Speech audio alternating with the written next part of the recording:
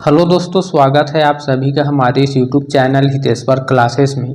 दोस्तों, आज से हम छत्तीसगढ़ उच्च शिक्षा विभाग के अंतर्गत निकले हुए पूरे 880 पदों के लिए छत्तीसगढ़ प्रयोगशाला परिचारक भर्ती परीक्षा तथा वृत्ति चौकीदार व स्वीपर के पदों के लिए सभी पदों के लिए एक साथ छत्तीसगढ़ जीके का अध्ययन करने वाले हैं।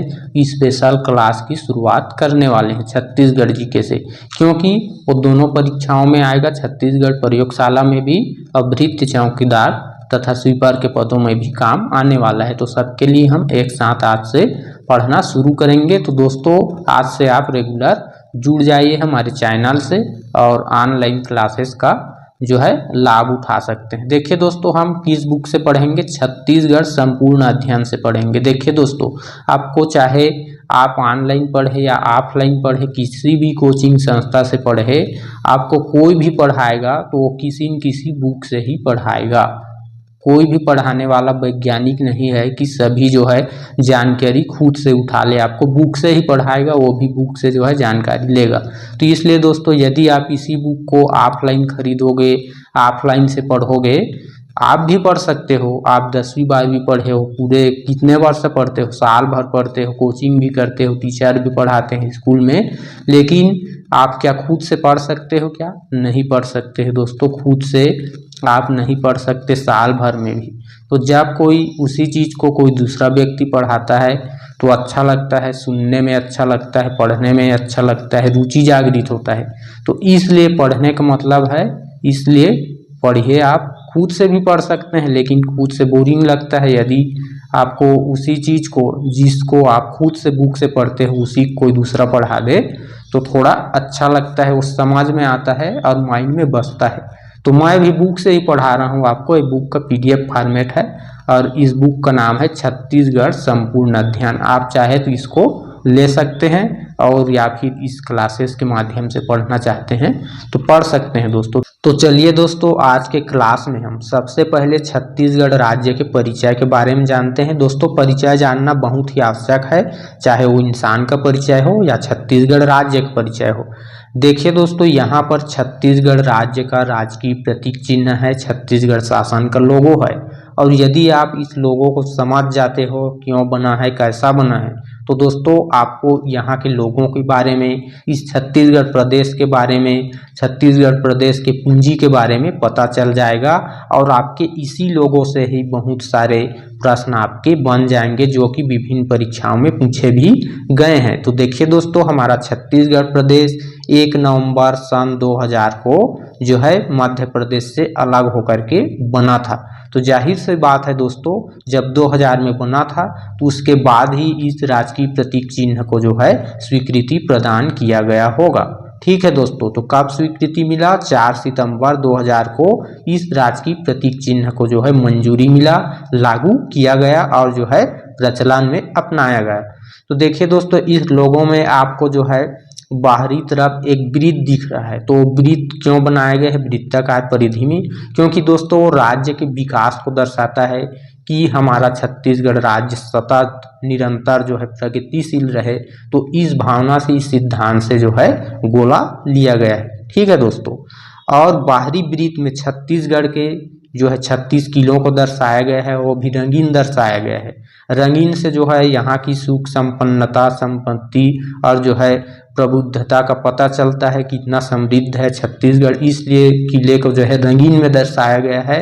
और जो कि दोस्तों 36 किलो के आधार पे इस राज्य का नामकरण जो है हुआ है, छत्तीसगढ़ राज्य पड़ा है, तो इसलिए 36 किलो को यहाँ पर दर्शाया गया है। देखिए दोस्तों, आप गूगल में सर्च करके छत्तीसगढ़ लोगों को देख लीजिएगा, वहाँ पर रंगीन दिखेगा, आपको अच्छे से समझ में आएगा। बाहरी वृत्त के भीतर सुनहरे रंग की धान की बाली को भी यहाँ पर स्थान दिया गया है, क्योंकि दोस्तों छत्तीसगढ़ प्रदेश को धान का कटोरा कहा जाता है। इसलिए जो है यहाँ जो है अधिक किसान रहते हैं, तो उसको भी दर्शाने के लिए कि छत्तीसगढ़ प्रदेश एक कृषि आधारित प्रदेश है, राज्य है करके उसको दर्शाने के लिए। तो यहाँ पर इस लोगों को आप देख लेंगे, यहाँ पर देखिए धान की बाली मतलब हमारा राज्य एक कृषि आधारित है, यहाँ धान का कटोरा है, इस बात को यहाँ पर दर्शाया गया है। देखिए ठीक है दोस्तों। और उसके नीचे यहाँ पर जो है ये बिजली बिल में जो चिन्ह रहता है, ऊर्जा का चिन्ह है, बिजली का क्रेन का विद्युत संकेत है, उसको दर्शाया गया है, क्योंकि हमारे राज्य में जो है ऊर्जा क्षेत्र में भी जो है काफ़ी संपन्नता है, इसलिए। और यहाँ पर जो है यहाँ की जल संसाधन को तिरंगे के रंग में दर्शाया गया है। ऊपर की ओर जो केसरिया रंग है और नीचे की ओर जो है हरा और बीच को खाली छोड़ दिया है। ठीक है दोस्तों, ताकि जो है यहाँ की जल संसाधन के भी बारे में जो है लोगों को पता चले, इसलिए। ठीक है दोस्तों। तिरंगे के 3 रंग छत्तीसगढ़ की राष्ट्र के प्रति एकजुटता तथा मध्य में राष्ट्रीय सारनाथ के चिन्ह लिए गए हैं, जहां पर जो है आपके सत्यमेव जयते यानी कि हमेशा सत्य की विजय हो, उसकी जय हो। तो जो अशोक सारनाथ स्तंभ है वहां से इसको लिया गया है, जो कि भारत शासन का भी जो यह एक खास पहचान है, इसको लिया गया है, क्योंकि इससे जो है भारत संघ का एक राज्य है छत्तीसगढ़, उसका भी पता चल सके। तो दोस्तों अब तक होता क्या था इस चैनल में, जब भी मैं कोई भी ऑनलाइन जो है क्लासेस का वीडियो डालता हूं दोस्तों, तो उसमें उतना अच्छा खासा व्यू नहीं आता, 50 व्यू भी नहीं आता, पहले आता था। लेकिन मेरा जो है इस चैनल पर कंटेंट मिक्स हो गया है दोस्तों, मैंने जो है गड़बड़ी कर दिया है वीडियो डालने में, टॉपिक एक सा नहीं रहता, कभी क्लासेस का डालता हूँ, कभी जॉब नोटिफिकेशन का डालता हूँ, तो उसमें मेरा गलती नहीं दोस्तों। मैं जब भी ऑनलाइन क्लासेस का डालता हूँ तो उस पर व्यू ही नहीं आता, तो इसलिए मेरा भी मन नहीं लगता और जॉब नोटिफिकेशन के लिए वीडियो बनाना चालू कर देता हूँ। तो दोस्तों यदि आप रेगुलर रहे, कंटिन्यू पढ़ना चाहे, वीडियो पर व्यू मिले, लाइक शेयर मिले दोस्तों, तो मैं डेली निःशुल्क क्लास अपलोड कर दूंगा। और इसी तरह से दोस्तों आपको टॉपिक वाइज, सिलेबस वाइज एकदम कंटिन्यू आपको जानकारी देता रहूंगा। तो दोस्तों आप इस वीडियो को लाइक भी करते जाइएगा। चलिए दोस्तों आगे बढ़ते हैं हम। ठीक है दोस्तों, इस राज्य प्रतीक चिन्ह में राज्य का राज्य वृक्ष साल शामिल नहीं है। ठीक है दोस्तों, यहाँ पर एक इस बात को आप जान लीजिएगा, राजकीय वृक्ष जो है साल है, जो कि वहाँ पर शामिल नहीं है। तो इससे भी एक प्रश्न बन सकता है। तो प्रतीक चिन्ह में प्रतीक और उनके रंग के बारे में यहाँ पर टेबल दिया गया है, इसको भी देख लेते हैं, ज़्यादा समय नहीं लगेगा। देखिए छत्तीसगढ़ों से घिरा हुआ गोलाकार चिन्ह कौन सा रंग में है, तो हरा रंग। और मध्य में भारत का प्रतीक अशोक स्तंभ लाल रंग से दर्शाया गया है दोस्तों। धान की बाली को सुनहरा रंग में दर्शाया गया है, एकदम जब देखते हैं आप खेतों को लहलहाते हुए तो ये सुनहरा लगता है, इसलिए सोने जैसे रंग में।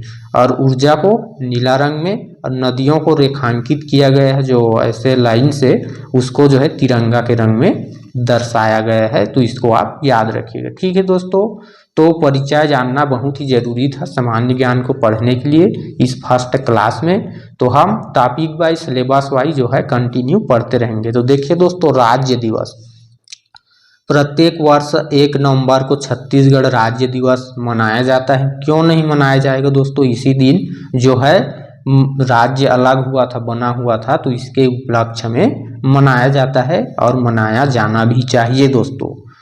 तो राज्य भाषा छत्तीसगढ़ राज्य की, देखिए ये हमारी जो है दोस्तों विडंबना की बात है कि दोस्तों आपको किताबों में देखने को मिलेगा कि छत्तीसगढ़ी बोली है यहाँ की, लेकिन कहीं पर भी छत्तीसगढ़ी बोली नहीं बोला जाता उतना दोस्तों। 70% जो है हिंदी बोलते हैं लोग। स्कूल में जाते हैं, बैंक गए, किसी ऑफिस में गए तो सब जगह हिंदी चलता है, बस स्टेशन गए, जो भी कहीं पर भी गए।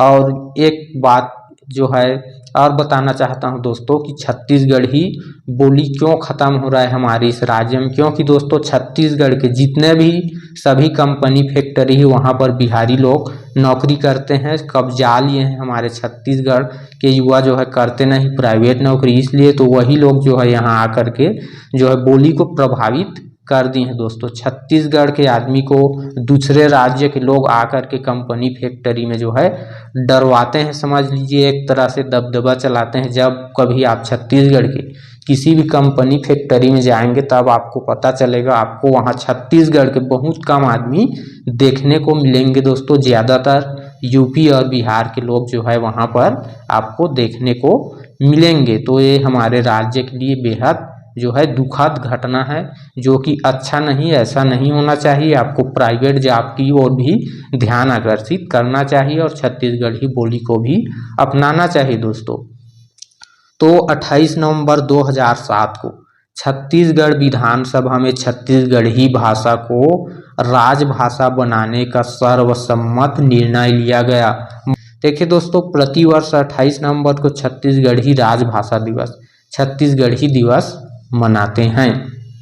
ठीक है दोस्तों, अब आगे बढ़िए देखते हैं छत्तीसगढ़ का राजकीय पक्षी क्या है। राजकीय पक्षी कौन सा है? पहाड़ी मैना।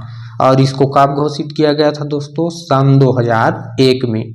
यानी कि ज़्यादा दिन नहीं लगा राजकीय पक्षी चुनने में। जब राज्य बना तो 1 साल बाद जो है राजकीय पक्षी जो है घोषित कर दिया गया।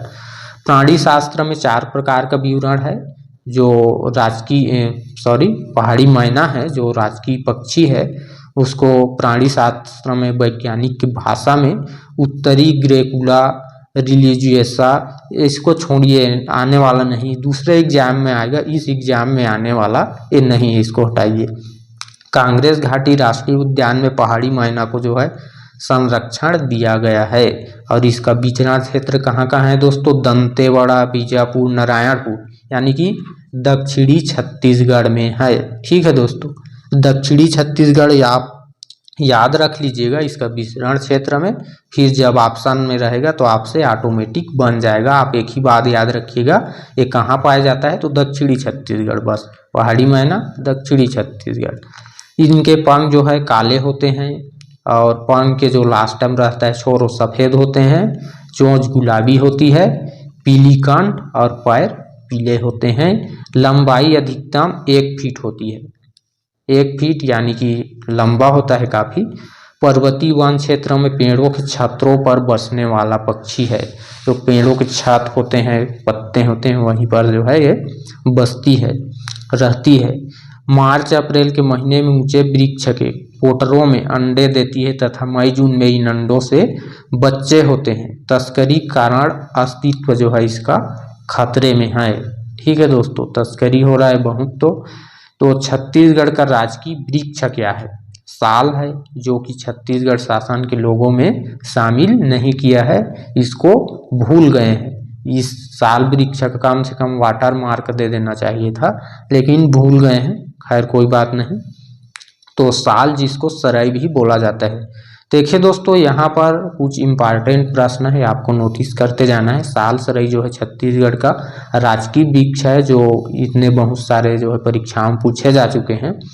बस्तर को साल वनों का द्वीप कहा जाता है। वृक्ष की ऊंचाई कितना होता है दोस्तों? 12 से लेकर के 30 फीट तक, 30 मीटर तक, 12 से लेकर के 30 मीटर तक जो है इसकी ऊंचाई होती है, यानी कि काफ़ी लंबा होता है।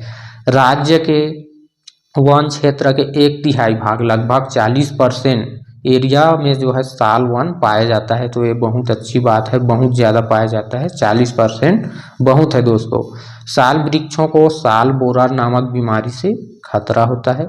और इसका विस्तार कहाँ कहाँ है? तो बस्तर, दक्षिण सरगुजा, गरियाबंद, राजनांदगांव, कांकेर, मैकाल श्रेणी, धमतरी उच्चभूमि, महासमुंद, राजनांदगांव, दुर्ग के उच्चभूमि, उदयपुर और छुड़ीक पहाड़ी, जसपुर पार। तो यहाँ पर देखिए दोस्तों, उदयपुर और छुड़ीक पहाड़ी कहाँ स्थित है? तो रायगढ़ में स्थित है, यानी कि रायगढ़ में भी पाया जाता है। और राज्य में सर्वोत्तम किस्म के साल वन केशकाल घाटी, कोंडागांव में पाए जाते हैं। साल वन एक पतझड़ वन है। और बस्तर के कोमलनार एवं मगरनार क्षेत्र में नेपाल के तराई समान वृक्ष पाए जाते हैं, जो कि अधिक ऊंचे होते हैं। ठीक है दोस्तों, तो यहाँ पर जो है साल वन जो है छत्तीसगढ़ का राजकीय वृक्ष है, आपको पता चल गया। लेकिन यहाँ पर एक इम्पॉर्टेंट बात है कि बस्तर के कोमलनार और मगरनार क्षेत्र में नेपाल के तराई के जैसे साल वृक्ष पाए जाते हैं, जो अधिक ऊंचे होते हैं। तो इस जगह को आप याद रखिएगा कि कोमलनार और मगरनार। तो दोस्तों, आशा करता हूँ यह वीडियो आपको अच्छा लगा होगा। वीडियो को लाइक कर दीजिएगा, चैनल पर नए हैं तो सब्सक्राइब कर लीजिएगा दोस्तों। और लास्ट में एक कमेंट अवश्य ही करिएगा कि आपको वीडियो कैसा लगा, आपको इस तरह के और वीडियो चाहिए कि नहीं चाहिए, इसके बारे में भी बता दीजिएगा।